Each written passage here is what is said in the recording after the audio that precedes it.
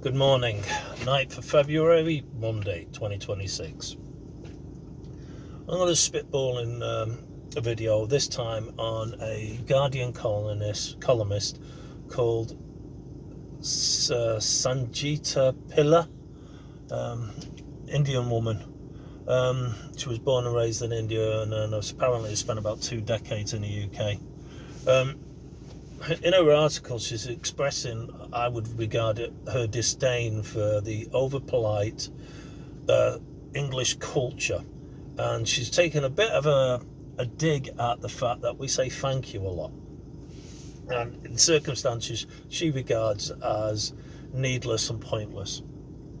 Now, I would suggest that this is based on her Indian upbringing and not a British upbringing. Normally I would suggest it be because of her middle class roots, but apparently she's not middle class. She was brought up in a slum in Mumbai. Not entirely sure I believe that, but I'll have to take her on face value because I can't really go into detail on her own personal life. So she's claiming she's kind of just really poor background, and she's just done good once she's got into the UK.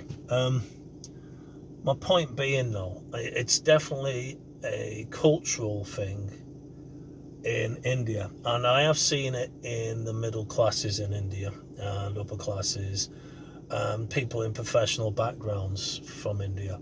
They have a remarked disdain for the working classes, particularly in India, but they've transferred that attitude over even into the UK, and I've found that in a lot of different Southeast Asian cultures. Once you get to a point of a decent standard of professionalism, they do tend to treat the subordinates quite poorly. And I've noticed that in just day-to-day dealings when I've had engineers, site agents, so people in managerial positions from India, and they seem to have transferred that basic attitude of cultural difference of their attitudes to the working classes to the UK.